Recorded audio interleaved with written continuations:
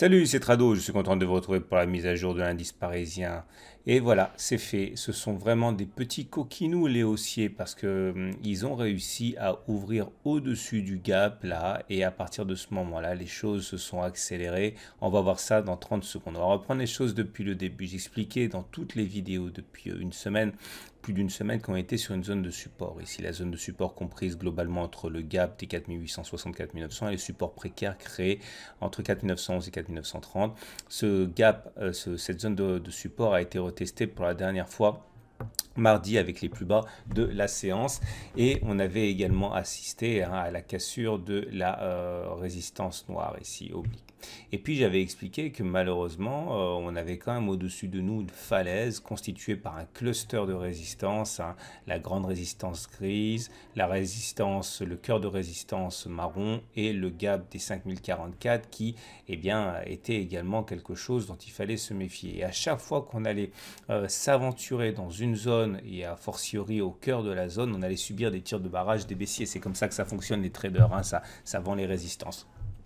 Et la seule façon finalement de réussir à sans doute contourner cet obstacle, cette ligne Maginot, c'était effectivement de gaper au-dessus de ces obstacles, notamment le cœur de la résistance, massé sur le gap. Et à partir de là, effectivement, on s'est enfoncé comme dans du beurre, puisqu'il y avait finalement plus rien pour s'opposer à nous. Et voilà ce qui s'est passé. Alors, à bien y regarder, on est venu buter quand même sur le haut de cette résistance, c'est un support devenu résistance et travaillé, etc. On voit bien avec la mèche haute, là, c'est vraiment les derniers baissiers sont massés désespérément sur les 5103 pour vendre l'indice. Mais globalement, c'est quand même 2,3% au compteur. C'est une très très très belle séance et je suis super content d'avoir vécu avec vous finalement tout le processus complexe qui nous a amené à ces 2,3% de hausse. Alors, on vient de passer 23% de Fibonacci. Normalement, l'objectif maintenant, c'est d'aller chercher 38,2% de Fibonacci. Je vous rappelle comment on fait. C'est très très simple. C'est expliqué avec plein d'exercices corrigés dans mon pack tout trado. Vous prenez le plus haut de l'impulsion baissière, le plus bas de l'impulsion baissière, vous tirez les fibos comme ça, on est passé au-dessus de 23, et bien maintenant on peut viser les 38,2 normalement, tant qu'on ne clôture pas en dessous des 23,6%. Notez également ce paquet là, ça s'appelle un îlot de retournement, c'est-à-dire qu'il y a eu un gap avant, un gap après, ça c'est extrêmement haussier, il faut le savoir aussi. Bref, est-ce que c'est surprenant? Absolument pas, en ce sens qu'on était sur une zone de support hebdomadaire, je vous rappelle, pour mémoire, je vous avais montré ça, et puis regardez surtout mes vidéos du week-end, tout ça c'est une zone qui est mise à profit pour les traders de moyen terme, donc maintenant ils achètent là, ils vendent en haut, ils achètent, ils vendent, etc. Donc ce qui se passe actuellement n'est pas absolument pas, comment dirais-je, bizarre, c'est quelque chose qui était dans les tuyaux.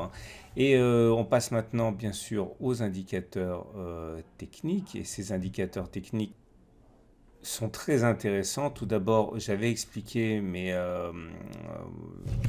qu'on avait la M7 qui bloquait les cours depuis beaucoup de séances, et qu'en tout état de cause, on était à 6 échecs à clôture au-dessus de la M7, alors même que l'on a eu passé cette M7 en séance 1, 2, 3, 4, 5, 6, 7. Et quand vous avez quelque chose comme ça qui bloque, à la hausse ou à la baisse, bien vous pouvez clairement en faire un élément crucial pour la suite. Et là, vous voyez, à partir du moment où la M7 a été battue en brèche, c'est directement sur la M20 que les haussiers se précipitent. Il faut également voir que la tendance globalement elle est baissière encore sur la M20 puisqu'on est en dessous de la M20 qui descend, mais le contact avec la M20 est sans doute imminent.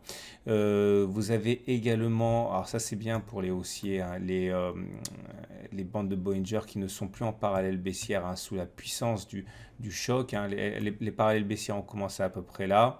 Elles se sont arrêtées aujourd'hui avec la Bollinger inférieure qui monte et la Bollinger supérieure qui descend. Donc on n'est plus en parallèle baissière. Ça ne veut pas dire qu'on ne va pas aller plus bas. Je vous avouerai franchement que je je crois que d'ici quelques mois, on aura été plus bas qu'aujourd'hui, hein. Mais le timing, je ne l'ai pas pour l'instant. On va profiter déjà du rebond pendant qu'il dure.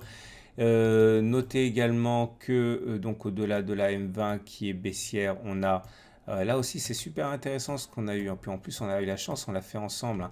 Cassure des obliques baissières, sentinelle noire, on l'a vu, on en a parlé, c'est expliqué dans les deux modules sur les indicateurs techniques. On pouvait anticiper une cassure de l'oblique noire sur les cours, ça a été fait mardi. Et à partir de là, on a eu également des indicateurs techniques qui se relevaient. J'avais expliqué que le CC n'était plus en zone de survente, que le RSI n'était plus en zone de survente. Et donc, effectivement, on se faisait quelque part de la place pour la hausse. Nous avons également des indicateurs techniques qui sont plus vraiment baissiers maintenant, hein, puisque vous avez le momentum qui est presque à 0, mais il est juste en dessous de 0. Donc, j'ai mis baissier, mais c'est sur l'épaisseur du trait. Le RSI qui est quasiment à 50, on est à 44.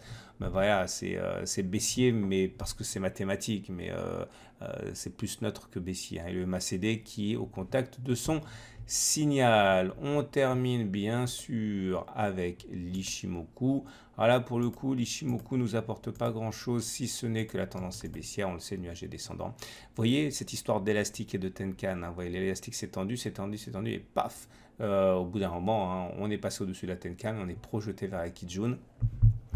Et mon prochain rendez-vous, ça va être d'ici 3 semaines, à mon avis, hein, ça va être cette oblique noire. Vous voyez, on a bataillé dur, hein, pour passer cette oblique. Et bien, lorsque la lagging span rencontrera la résistance noire, ça devrait également être assez épique, hein. Donc, la prochaine jambe de baisse ou la prochaine accélération haussière, en tout cas le prochain carrefour fondamental sera, à mon avis, hein, lors de la rencontre de la lagging span avec l'oblique, hein. La lagging span qui est le filtre du système et qui doit valider tout ce qui se passe. Les cours passent la résistance, la lagging span doit passer la résistance. Voilà, je vous souhaite une très bonne journée. Je vous rappelle que j'ai mis un lien sur le site, hein, pour une superbe opportunité pour vous d'assister à des intervenants de haut vol, hein, des présentateurs lors de la rencontre au coffre, hein, qui sont extrêmement pointus dans leur domaine, hein. Il y aura Philippe Béchat, il y aura moi, enfin le petit Trado qui fera sa petite analyse technique de l'or et de l'argent. J'ai mis un lien pour vous inscrire gratuitement à cette rencontre, hein. J'ai eu l'autorisation de le faire, hein, d'inviter les tradosoriens. Donc profitez-en, il y a 300 places. À mon avis, ça va partir très très vite, hein. Et c'est gratuit, et c'est à Paris, et c'est le 1er décembre. Voilà, lien sur le site. Bonne journée, à demain pour la mise à jour. Et également, hein, pensez à mettre un petit plus, un petit pouce bleu sur la vidéo YouTube. Vous voyez, ça fonctionne à l'analyse technique, autant que les gens le sachent et qu'ils ne se laissent pas embobiner par des traders escrocs. Voilà, à demain pour la mise à jour.